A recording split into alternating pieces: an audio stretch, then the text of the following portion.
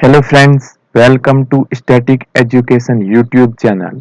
दोस्तों, आज हम इसमें इंडियन पॉलिटी से रिलेटेड इम्पोर्टेंट क्वेश्चन और फैक्ट देखेंगे। ये पार्ट 1 वीडियो है दोस्तों। आज से हम पॉलिटी के क्वेश्चन स्टार्ट कर रहे हैं। इससे पहले हम इस चैनल पे ज्योग्राफी के कुछ पार्ट कर चुके हैं जो अपलोड कर रखे हैं। अगर नहीं देखे हैं दोस्तों तो वो देख लीजिएगा, उसकी प्लेलिस्ट आपको डिस्क्रिप्शन में मिल जाएगी। तो दोस्तों, आप इस चैनल पे नए हैं तो इस चैनल को सब्सक्राइब कर दीजिए और बेल आइकन को प्रेस कर दीजिए ताकि आपको नोटिफिकेशन मिलता रहे। दोस्तों, अगर ये वीडियो अच्छा लगे तो लाइक कर दीजिएगा और दोस्तों के साथ शेयर कर दीजिएगा। दोस्तों, चलते हैं, कुछ फैक्ट देखती है, उसके बाद एमसीक्यू लेते हैं।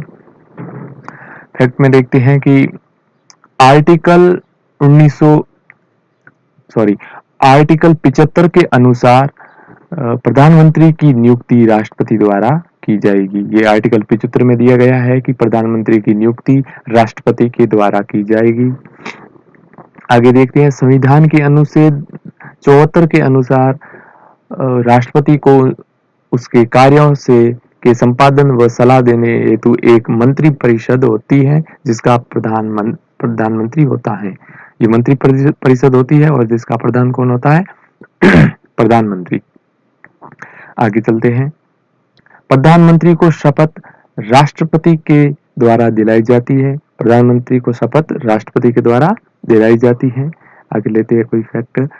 प्रधानमंत्री नीति आयोग का अध्यक्ष होता है। बढ़िया फैक्ट है दोस्तों कि जो नीति आयोग का अध्यक्ष होता है वो हमेशा प्रधानमंत्री होता है। नीति आयोग की स्थापना 1 जनवरी 2015 को हुई। इससे पहले योजना आयोग था। अब चलते हैं दोस्तों, एमसीक्यू लेते हैं। भारत के कितने प्रधानमंत्रियों की मृत्यु उसकी पदावधि के दौरान हुई थी? कितने ऐसे प्रधानमंत्री हैं जो पद पर रहते हुए उनकी मृत्यु हुई थी? 3 ऐसे प्रधानमंत्री थे जिनकी पद पर रहते हुए उनकी कार्यकाल के समय मृत्यु हुई थी। तो कौन कौन थे? एक तो थे पंडित जवाहरलाल नेहरू, दूसरे थे लाल बहादुर शास्त्री और तीसरे इंदिरा गांधी, जिनकी मृत्यु कार्यकाल के दौरान हुई। नेक्स्ट क्वेश्चन लेते हैं दोस्तों। मंत्री परिषद सामूहिक रूप से किसके प्रति उत्तरदायी होती है? मंत्री परिषद हमेशा लोकसभा के प्रति उत्तरदायी होती है। ये याद रखना है दोस्तों। आगे चलते हैं। 3 तरह के प्रधान जो मंत्री होते हैं, 3 तरह के मंत्री होते हैं। एक कैबिनेट मंत्री, दूसरा राज्य मंत्री, तीसरा उप मंत्री। जो मंत्रिमंडल है वो किससे मिलकर बना होता है दोस्तों? एक प्रधानमंत्री और प्लस कैबिनेट मंत्री से मिलकर मंत्री परिषद का मंत्रिमंडल का निर्माण होता है। और जो मंत्री परिषद है उसका निर्माण प्रधानमंत्री प्लस कैबिनेट मंत्री प्लस राज्य मंत्री प्लस उप मंत्री या द्वारा मंत्री परिषद का निर्माण होता है। और मंत्रिमंडल का प्रधानमंत्री प्लस कैबिनेट मंत्री के द्वारा ये होता है। ये याद रखना है, बहुत अच्छा फैक्ट है ये। आगे के चलते क्वेश्चन लेते हैं। नेक्स्ट, प्रधानमंत्रियों में सबसे लंबा कार्यकाल किसका रहा? इनमें से किन प्रधानमंत्री का सबसे ज्यादा कार्यकाल रहा? तो इसका राइट आंसर है 2, पंडित जवाहरलाल नेहरू। कितना रहा वो देखते हैं दोस्तों। पंडित जवाहरलाल नेहरू 15 अगस्त 1947 से 27 मई 1964 तक भारत के प्रथम प्रधानमंत्री थे जो लगभग 17 वर्ष तक प्रधानमंत्री रहे। पंडित जवाहरलाल नेहरू ने जोसेफ बेरोज टिटो और अब्दुल गमाल नासिर के साथ मिलकर एशिया और अफ्रीका में उपनिवेशवाद के खात्मे के लिए एक गुट निरपेक्ष आंदोलन की रचना की, मतलब नाम की स्थापना की गई थी दोस्तों। पंडित जवाहरलाल नेहरू, टिटो और नासिर के द्वारा मिलकर नाम की जो है ना स्थापना की गई। भारत में उनका जन्म दिवस बाल दिवस के रूप में मनाया जाता है। पंडित जवाहरलाल नेहरू के जन्मदिन पर बाल दिवस मनाया जाता है। उन्हें वर्ष 1955 में भारत रत्न से सम्मानित किया गया था। भारत रत्न से उनको 1955 में सम्मानित किया गया था। भारत रत्न 2 जनवरी 1954 को स्थापित किया गया था। नेक्स्ट क्वेश्चन लेते हैं दोस्तों। प्रथम गैर कांग्रेसी प्रधानमंत्री कौन थे? बहुत अच्छा क्वेश्चन है। इनमें से राइट आंसर होगा 3 नंबर, मोरारजी देसाई। पहले ऐसे प्रधानमंत्री थे जो गैर प्रधानमंत्री थे। आगे देखते हैं। मोरारजी देसाई भारत के चौथे प्रधानमंत्री सन 1977 से 1979 तक थे। वह प्रथम प्रधानमंत्री थे जो भारतीय राष्ट्रीय कांग्रेस के बजाय जनता पार्टी से थे। गैर कांग्रेसी पार्टी के प्रथम प्रधानमंत्री यही बने थे। जो मोरारजी देसाई थे वो एकमात्र व्यक्ति थे जिन्हें भारत के सर्वोच्च सम्मान भारत रत्न और पाकिस्तान के सर्वोच्च सम्मान निशान ए पाकिस्तान से सम्मानित किया गया था। नेक्स्ट लेते हैं क्वेश्चन दोस्तों। अविश्वास प्रस्ताव के द्वारा हटाए जाने वाले प्रथम प्रधानमंत्री कौन थे? तो इन चारों में से राइट आंसर है 2, वीपी सिंह अविश्वास प्रस्ताव के द्वारा हटाए जाने वाले पहले प्रधानमंत्री थे। नेक्स्ट क्वेश्चन लेते हैं दोस्तों। सर्वाधिक उम्र में प्रधानमंत्री बनने वाले पहले व्यक्ति कौन थे? बहुत अच्छा क्वेश्चन है दोस्तों। जो सबसे ज्यादा उम्र थी वो थे मोरारजी देसाई। सबसे ज्यादा उम्र में बनने वाले प्रधानमंत्री थे। क्वेश्चन लेते हैं नेक्स्ट। लोकसभा का सामना न करने वाले प्रधानमंत्री कौन थे? जो कभी लोकसभा गए, संसद गए ही नहीं, तो वो थे चौधरी चरण सिंह। राइट आंसर होगा 2। नेक्स्ट क्वेश्चन लेते हैं दोस्तों। राज्यसभा से अब तक कितने प्रधानमंत्री बनाए जा चुके हैं? मतलब कितने प्रधानमंत्री राज्यसभा द्वारा नॉमिनेट किए गए हैं तो वो प्रधानमंत्री बने? तो इसका राइट आंसर होगा 4। 4 प्रधानमंत्री ऐसे थे जो अब तक राज्यसभा से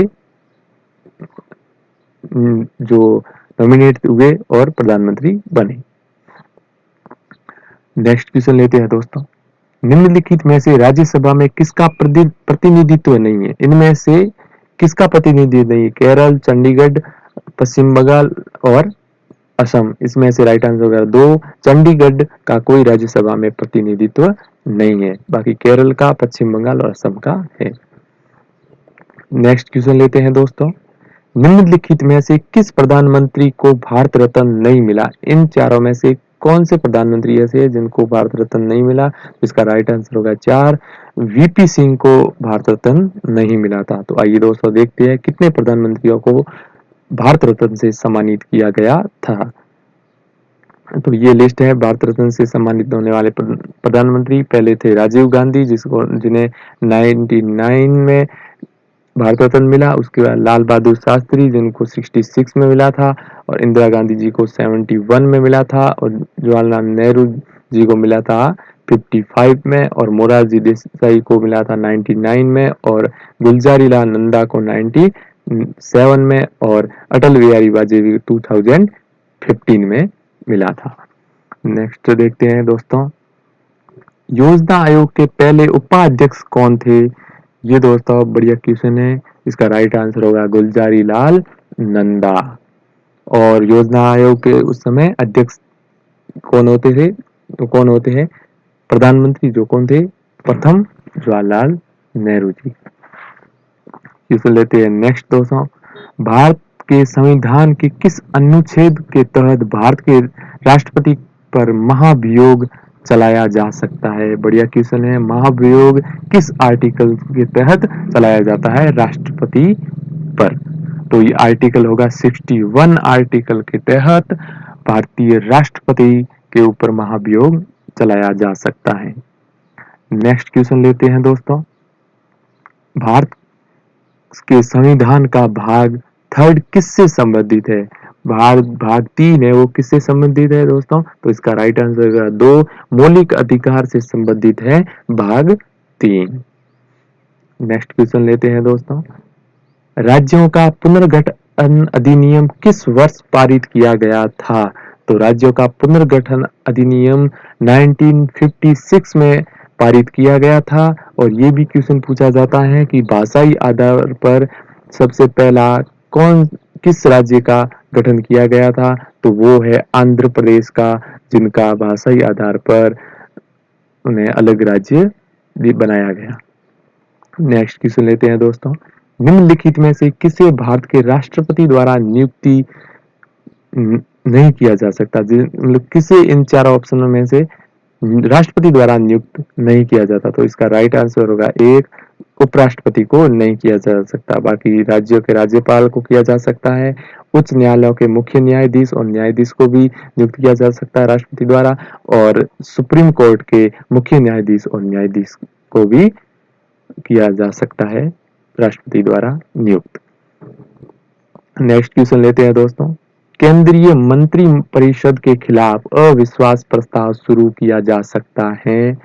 किसमें किया जा सकता है? केवल राज्यसभा, केवल लोकसभा, लोकसभा और राज्यसभा, राज्य विधानसभा में? तो इसका राइट आंसर होगा दो, केवल लोकसभा में केंद्रीय मंत्री परिषद के खिलाफ अविश्वास प्रस्ताव शुरू किया जा सकता है। नेक्स्ट क्वेश्चन लेते हैं दोस्तों। कौन सा लेख व्यक्ति को अवैध रूप से वंचित करता है? जो उसके जीवन के अधिकार से वंचित है, उसके पास मुआवजे का अधिकार है।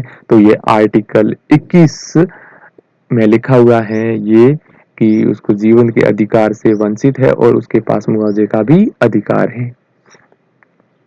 ये अवैध मानता है ये आर्टिकल 21। नेक्स्ट क्वेश्चन लेते हैं दोस्तों। लोक अदालतों का गठन किसके द्वारा किया गया था? तो इसका राइट आंसर होगा 3, लोक अदालतों का गठन कानूनी सेवा प्राधिकरण अधिनियम 1987 के तहत किया गया था। नेक्स्ट क्वेश्चन लेते हैं दोस्तों, बढ़िया क्वेश्चन है ये। किस संशोधन द्वारा यह प्रावधान किया गया है कि प्रधानमंत्री को सम्मिलित करते हुए मंत्रियों की कुल संख्या लोकसभा के सदस्यों की संख्या का 15% से अधिक नहीं होगी? ये किस अमेंडमेंट के तहत हुआ था? ये 91 अमेंडमेंट जो 2003 में आया था उसके तहत ये कहा गया था। ठीक है दोस्तों, आगे चलते हैं। नेक्स्ट क्वेश्चन लेते हैं। निम्नलिखित में से किसे पहली पीढ़ी का मानवाधिकार कहा जाता है? तो इसका राइट आंसर होगा 2, नागरिक और राजनीतिक अधिकार को पहली पीढ़ी का मानवाधिकार कहा जाता है। नेक्स्ट क्वेश्चन लेते हैं दोस्तों। परिसीमन के तहत मतदान करने वाला पहला राज्य कौन सा था? अच्छा क्वेश्चन है दोस्तों। तो इसका राइट आंसर होगा 4, कर्नाटक पहला ऐसा राज्य था जो परिसीमन के तहत मतदान करने वाला राज्य बना था। नेक्स्ट क्वेश्चन लेते हैं दोस्तों। संसदीय तंत्र में निम्नलिखित में से किससे से वास्तविक कार्यपालिक कौन होता है? मतलब संसदीय तंत्र में वास्तविक कार्यपालिक कौन होता है?